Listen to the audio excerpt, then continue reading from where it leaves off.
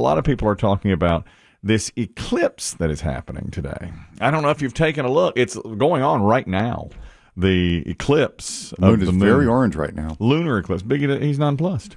No, Chris Demm said, "Did you go out and look?" And I said, "No." No, I didn't see it either. But others in the building are abuzz. Yeah, looking at it. I'm sure it's very pretty. You don't know how dumb I am. Chris Demm said it's happening. This lunar eclipse is happening. This is when the moon is blocked, And so I looked out the window and I saw that bright orange bulb of a moon, and I said, "Oh my God, you're right. It's gorgeous. It's gorgeous." And he said, "Well, the moon is over the other. You're looking at the wrong window." It was a street lamp that I was looking at right up, and I thought, one of those halogen bulbs. It's beautiful. I said, "My God, it's beautiful." Nope, it's the other way. And the lunar eclipse is not quite as big a deal as a solar eclipse, but you can just look up at that. Yeah. No problem, just looking right. Because with the solar, you had to make the contraption and. Unless you were the former president. Remember, he looked straight up at it. Mr. Trump, did he? Oh, yeah. Oh, what? Oh, yeah. Right. Oh, yeah. In his classic image on the White House balcony. Right. There it is, Barron. I'd forgotten about that. Yeah, classic image. Right. Because, we had a solar eclipse. What is that now? A few years ago. He was president. 4 or 5 years ago? Yeah, 5 years ago? And that was such a big deal when we had that solar eclipse. That was like, a once in every 50-year thing, and the news covered it. It was huge. And that was the day, if memory serves, a tiny little rain shower appeared. That's right. Like right over, like a 3-mile area where we live. Yeah, that's right. And that I never saw a thing. I know. And that, well, didn't you get in your car and drive? I did. That was because it was such a big deal. And they said the whole country is clear. Yes. It was, and then they said a tiny little storm is developing over about a 10-mile stretch. That was us. It was where we were, and I couldn't believe it because we were at home and ready to go out on the deck, and it had built up in my mind for days, weeks. They had said this is coming, and they saw people from California to Florida looking up at it with their cardboard things they had made. And I told the family, "We're not missing this. Get in the darn van. Get in the." That's not like you. Not at all. I was ready for it. Get in the van. And we raced. You headed south. 10 miles south to get out of the store and pulled off the side of the road, a highway. And all the other Okies. There's a ton of us out there. There's a bunch of. You called us Okies that day, too. I remember very clearly. You said, "Look at these bunch of." Heading down south. Find us some eclipse down there.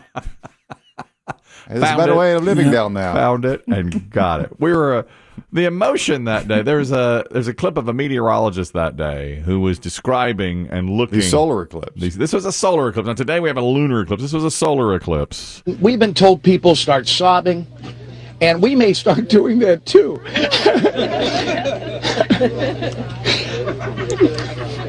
But I'll get my act together, guys, and I'll be back to you, I promise you.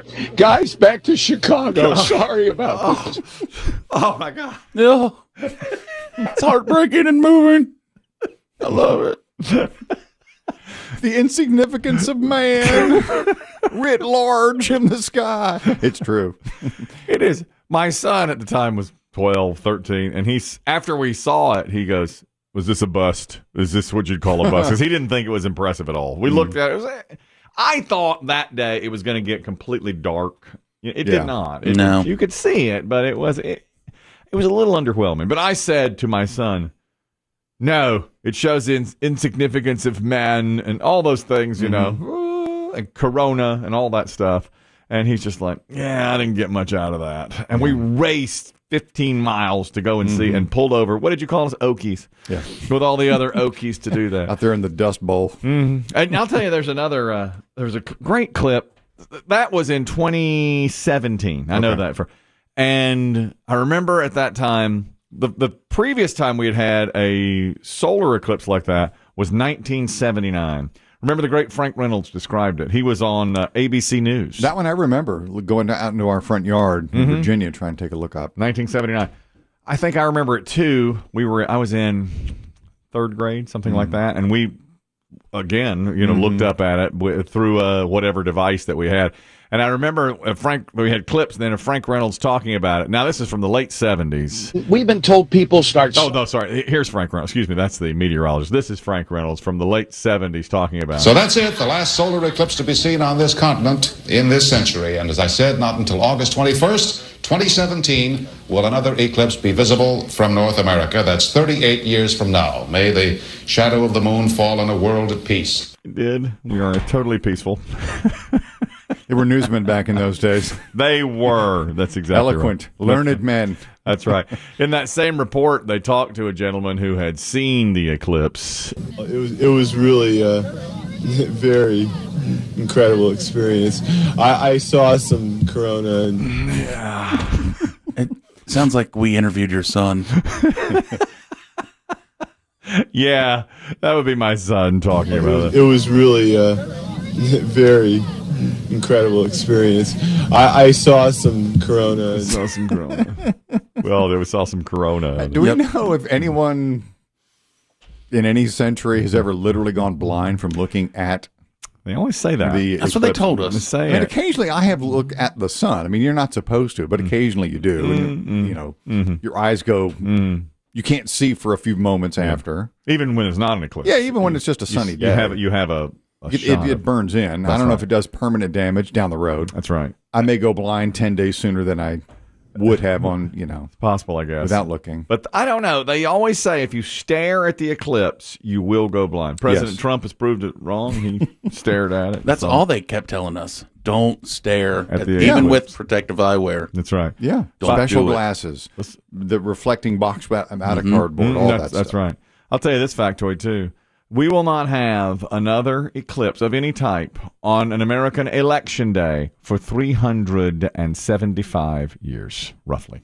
How about that? How about that? Just heard it on the news. Just moments ago, I heard it on the news. If From a tearful anchor, yeah, a tearful meteorologist. you're emotional about this. We've been told people start sobbing, and we may start doing that too.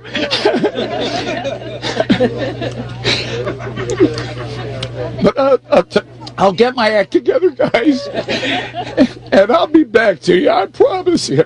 Guys, back to Chicago. Sorry about this. We had so many people in the parking lot I weeping. want to thank the people for laughing at me behind my back Yeah. while I bared my soul at its most vulnerable point. It's so beautiful.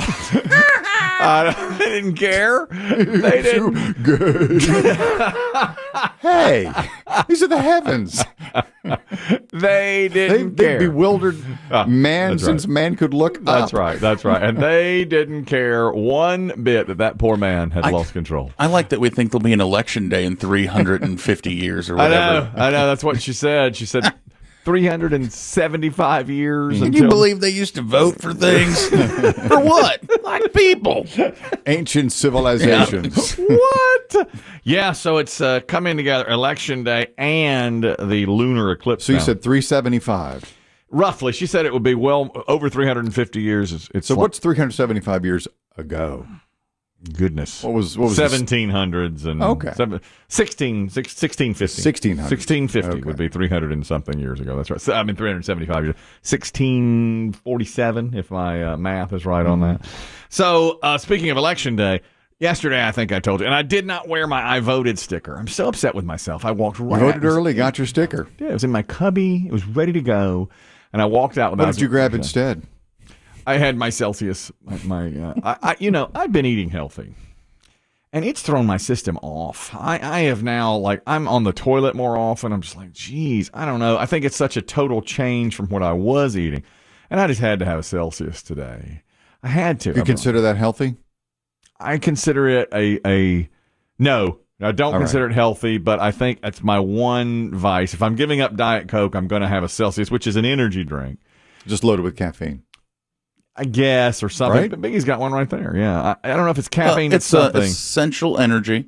Right. That's It right. accelerates That's right. metabolism. That's right. And it burns body fat. It does. Nothing wrong. Nothing wrong with that. Nothing Those are wrong. good things. You know, It's green tea based. you have No high fructose corn syrup, Right. no aspartame, no preservatives.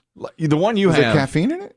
I don't know. Yeah, It's something that makes you. I don't know what Equivalent to like a cup of coffee. You are holding a mixed berry. That's the one to me. That's my favorite. Is it? And it has, it's very flavorful. That fake chemically fruit smell that permeates the office. I've decided that Chris Demm's nose, and it's incredibly sensitive. When I open one of those, I did it a few days ago. I had one that was also mixed berry. And Chris Demm went, yeah, what's that fake chemical smell? I think it's a blessing and a curse because he can smell all those things that are pleasant and unpleasant, you know? He goes, no, what's happening here? I can't explain it. Yeah, he's got it. But see, he's somebody who goes on a walk and can smell the flowers and appreciates the smell, whereas I can't do that. I can't ever. Like he smells those chemicals, I can't smell them. Yeah. I enjoy smelling a glass of wine almost as much as drinking. See that? That's right. My wife put a glass of red in front of me the other day. She said, "What is this?" And I told her the grape, you know, the country, you know, or the region, exactly, and the winemaker. With that nose, yeah. Back to you guys.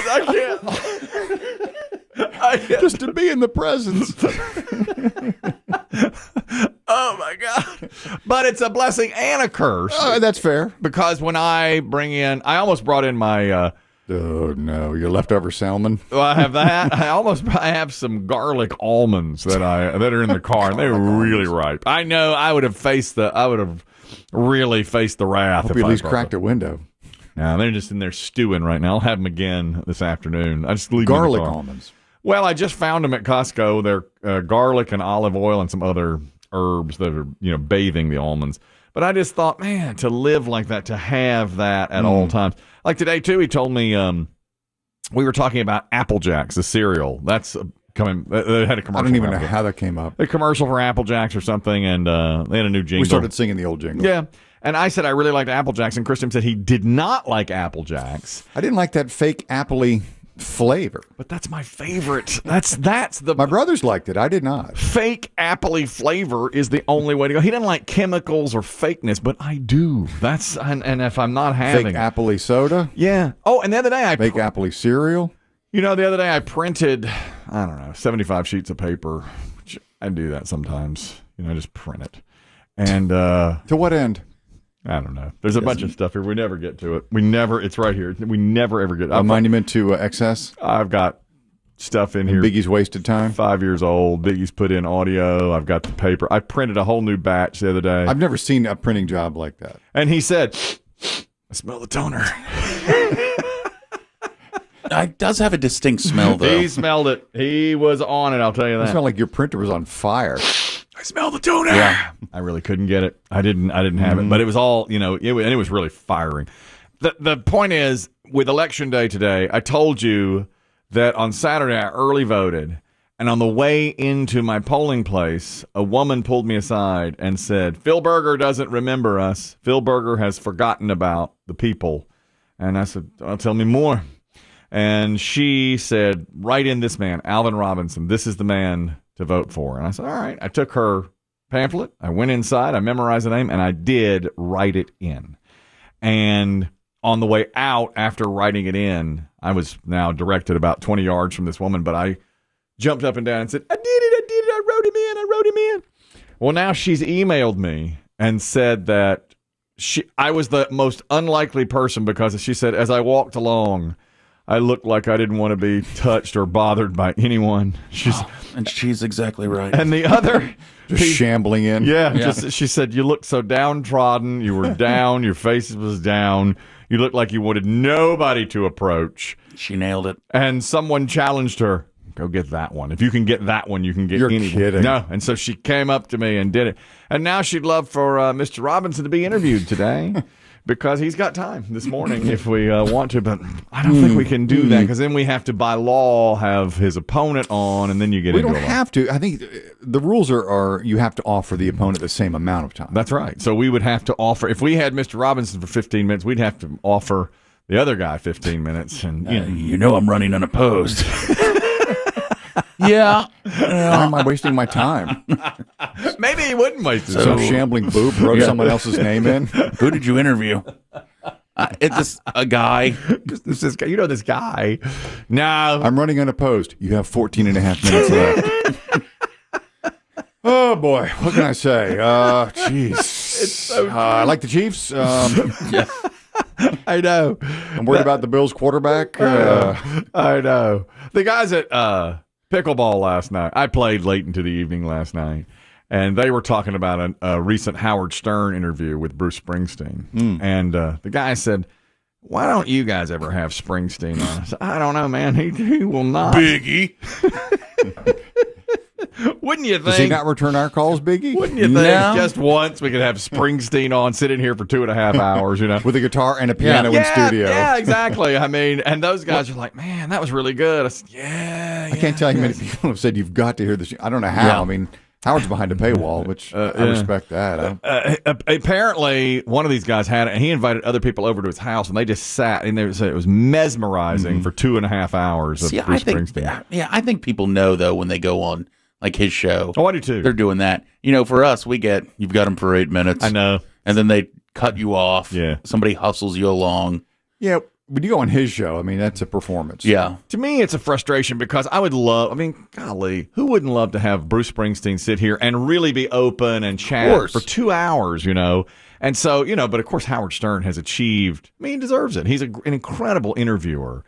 And I said to those guys last night, I was like, yeah, it would be amazing if we could have just any of his guests for 2. But if we get anybody, we've had some, but they say, like Biggie just said, you have 8 minutes and you can't mention this, or this. You know, it's so my tough. favorite was Don Henley. Don't talk about the Eagles. Right. Huh? Yeah, he's promoting his new country work.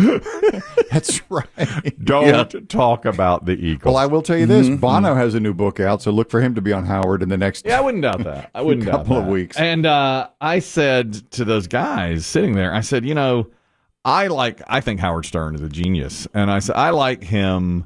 I love his interviews. And I said, the rest of the stuff I don't like, but I like the interviews. And the guy talking to me said, oh, but I also love Cocktober. The what? And I don't.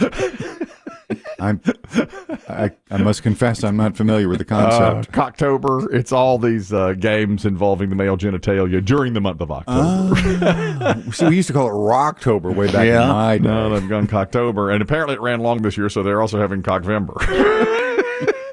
Well, I had to miss a few days. tribute to the fellas. And I said, you telling me you listened to a brilliant interview for 2 hours, 15 minutes with Bruce Springsteen and right into Cocktober. Yeah, that's right. Went right into What it. a wonderful interview. Thank you, Bruce. Now, if everyone on the show could pull their junk out. Oh, finally, something funny. And those pickleball guys were like, man, why don't you get Bruce Springsteen? I said, man, I wish I could. Mm-hmm. That is a nice thing. We had Mick Fleetwood once. This is what Biggie's talking about. We had run out of time. You know, you only get 8 minutes. You only get so many questions. And he probably said, don't ask me anything about Fleetwood Mac. No, you know, it's Mick Fleetwood. Mm-hmm. And we had him in, and I was telling everybody I won't be pushed around by these guys, these managers and so forth. Handlers Who are on the line when we interview these folks. And I just told them, look, I'm asking what I want to ask. As the interview concluded. If I could ask you one more question. We really have to move on. Oh, okay. All right, no problem. Well, listen. Thank you. Thanks. Well, you think anybody told Howard Stern would Move along? No. Springsteen sat there 2.5 hours. Apparently, it was mesmerizing. One more quick thing. Election day. Everybody's talking about that. Lunar eclipse going on right now. It's actually past its peak. It's over now. I mean, and it's past the sun is rising in the east, so it's you won't see it as much. Hopefully, you had a chance to enjoy it. It was really something. Wow. Yeah. And I missed it. Yeah. Because I was in here doing work about the eclipse. Irony. Oof.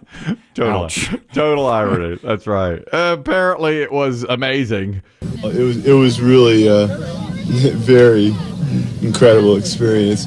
I saw some Corona. Mm-hmm. The other thing is the Powerball lottery worth almost $2 billion.